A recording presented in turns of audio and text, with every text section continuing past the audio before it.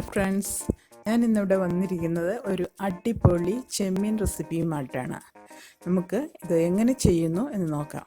അതിനായി നമുക്ക് ഒരു 1/2 കിലോ ചെമ്മീൻ നല്ലതുപോലെ ക്ലീൻ ചെയ്തെടുക്കണം. ഞാൻ അത്യാവശ്യം വലിയ ചെമ്മീനാണ് എടുത്തിരിക്കുന്നത്. അതിനായിട്ട് നമുക്ക് ഒരു മൺചട്ടി അടുപ്പിൽ വെച്ച്, ഞാനൊരു മൺചട്ടി തന്നെയാണ് ഞാൻ ചെയ്യാൻ ഉദ്ദേശിക്കുന്നത്. നമ്മളെപ്പോഴും ഫിഷ് ആയാലും പ്രോൺസ് ആയാലും ചെയ്യുമ്പോൾ എപ്പോഴും മൺചട്ടി തന്നെയാണ് നല്ലത്. നമുക്ക് അതിലേക്ക് 1/2 കപ്പ് വെള്ളം ഒഴിച്ചു കൊടുക്കാം.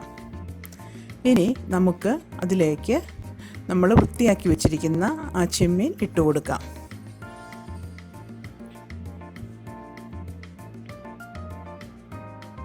ചെമ്മീൻ മുഴുവനും നമ്മളിപ്പോൾ ഇട്ട് കൊടുത്തിട്ടുണ്ട്.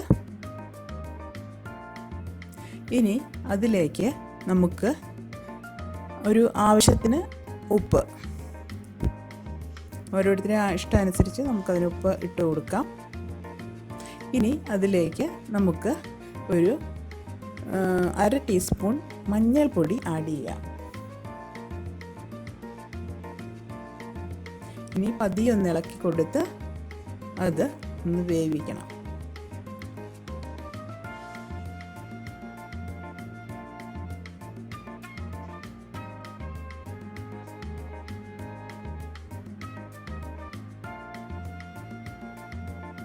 നല്ലതുപോലെ ചെമ്മീൻ തിളച്ച് വന്നിട്ടുണ്ട്.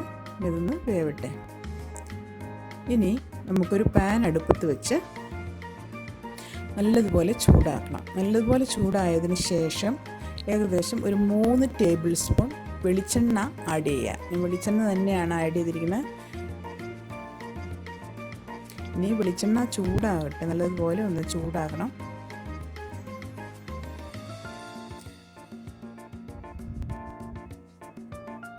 നല്ലതുപോലെ വെളിച്ചെണ്ണ ഇപ്പോൾ പതിയെ ചൂടായി വന്നിട്ടുണ്ട്.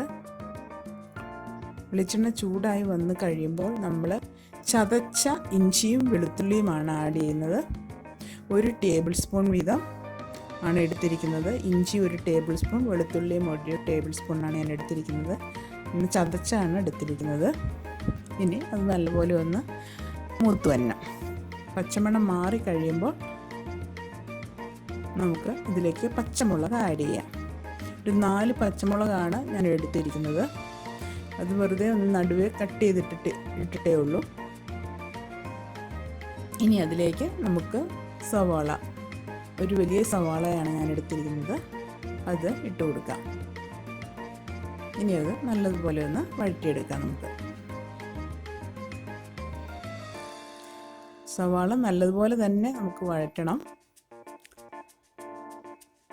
എല്ലാം ബ്രൗൺ നിറമാകുന്നത് വരെ സവാള വഴറ്റിയെടുക്കാം. ഇപ്പോൾ ഏകദേശം ബ്രൗൺ നിറമായി വന്നിട്ടുണ്ട്.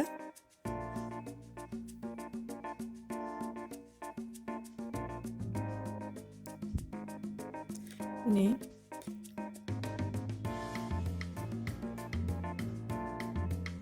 ഇതിലേക്ക് ഞാൻ 2 ടീസ്പൂൺ മുളക് പൊടിയാണ് ആഡ് ചെയ്യുന്നത്. ഇനി കൊറിയാൻഡർ പൗഡർ, അതും 1 ടീസ്പൂൺ ആഡ് ചെയ്തു.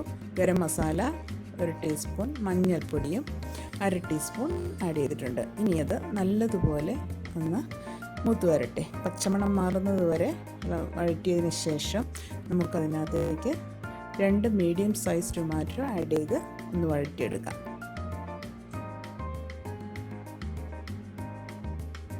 ഇനി അതിന് മസാലയ്ക്ക് മാത്രം ആവശ്യമായ ഉപ്പ് ആഡ് ചെയ്താൽ മതി. നമ്മൾ ഓൾറെഡി പ്രോൺസ് കുക്ക് ചെയ്തപ്പോൾ അതിനകത്ത് സോൾട്ട് ആഡ് ചെയ്തിട്ടുണ്ട്. ഇപ്പോൾ നമ്മൾ ഈ മസാലയ്ക്ക് വേണ്ടിയുള്ള സോൾട്ട് മാത്രമേ ആഡ് ചെയ്യുന്നുള്ളൂ. ഇനി ഇത് നല്ലതുപോലെ ഒന്ന് വഴറ്റിയെടുക്കാം.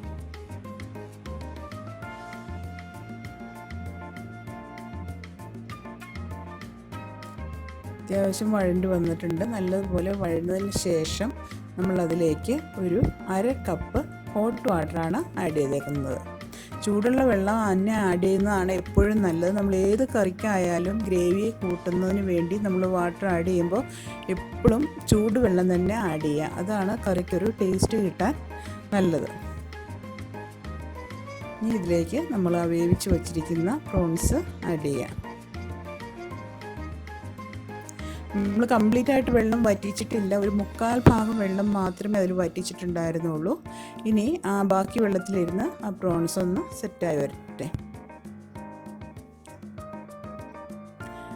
ഇനി ഇതിലേക്ക് നമുക്ക് ഒരു 1/2 ടേബിൾ സ്പൂൺ പെപ്പർ പൗഡർ അല്ല ഞാൻ ആഡ് ചെയ്തിരുന്നത്, ക്രഷ് ചെയ്തെടുത്തേക്കാണ്. നമ്മൾ നല്ലോണം ചതച്ചെടുക്കുക ചെയ്തിരിക്കുന്നത്. ഞാൻ പെപ്പർ ആഡ് ചെയ്തു.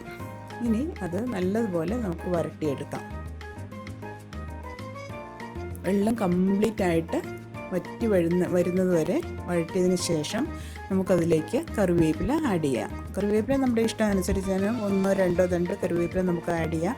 അത് ഇല അങ്ങനെ തന്നെയല്ല ഞാൻ ഇട്ടിരിക്കുന്നത്, നല്ലതുപോലെ മുറിച്ചാണ് ഇട്ടിരിക്കുന്നത്, പൊടിയായിട്ട് മുറിച്ചാണ് ഇട്ടിരിക്കുന്നത്. കറിവേപ്പില നമ്മൾ മുറിച്ചിടുമ്പോൾ മാക്സിമം നമ്മൾ കൈകൊണ്ട് തന്നെ മുറിച്ചിടുക.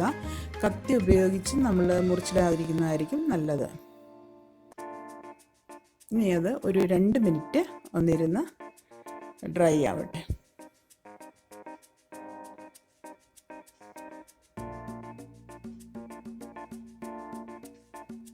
ഇപ്പോൾ ഏകദേശം നമ്മുടെ കറി റെഡിയായി കഴിഞ്ഞു. ഇനി അത് നമുക്ക് ഒരു പാത്രത്തിലേക്ക് മാറ്റാം.